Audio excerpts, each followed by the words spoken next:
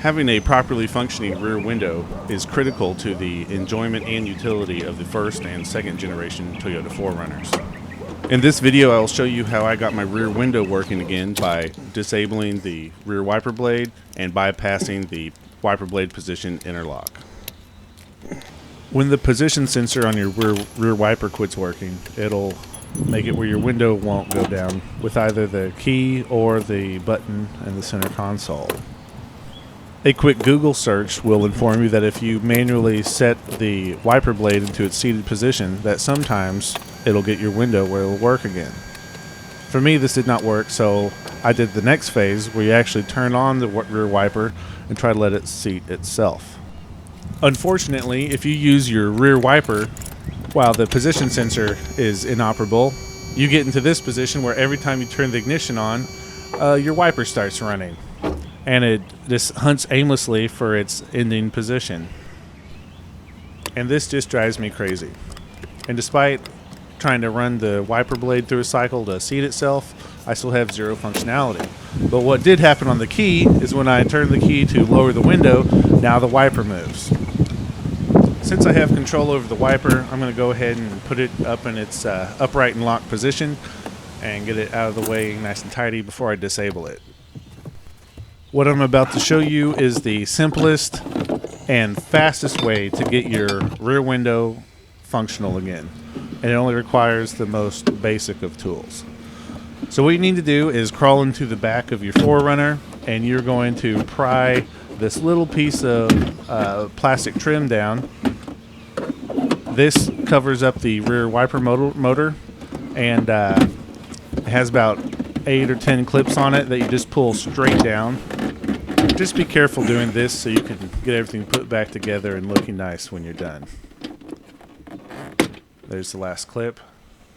You can leave it hanging here from the light, but just for the sake of this video, I went ahead and disconnected the light so I could get it out of the way.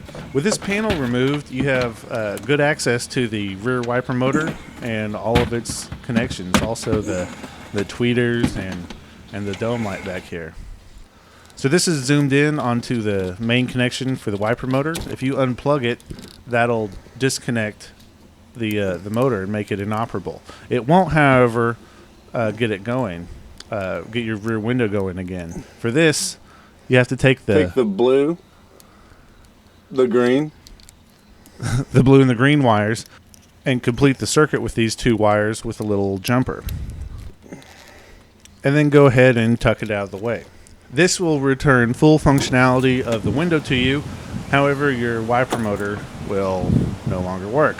I never really found much use for the wiper motor. It was more of an annoyance and a distraction when I'd use it. So I don't really consider it any great loss. Before figuring out how to bypass the interlock, I did the brute force method, which requires destroying your entire vehicle. I think the method that I showed you is much more desirable to this. It takes a fraction of the time, and it should be among one of the first things people try when trying to get their rear windows to work properly. Alright, so just to recap a little. First thing you want to do is make sure that your window lock switch is not accidentally depressed, keeping you from having window functionality. Second is you want to make sure you have power getting to the window. The easiest way to do it is look at your voltmeter and push the button to see if the voltage drops. Step 3 is bypassing the interlock with a little jumper wire. If these 3 steps don't get your window working, that's when it's appropriate to start tearing into your car and doing a little more thorough investigation. The main control unit and relays for the rear window is located in the driver's side rear, right by the tailgate, in between the tail lights and the little storage box.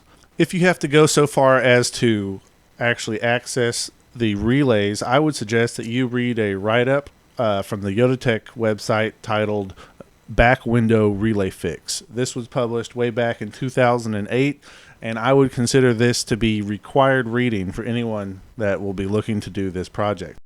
The link to this will be in the description box below. I hope this has been an informative video, and I wish everyone good luck in getting their rear windows operational again. Thank you.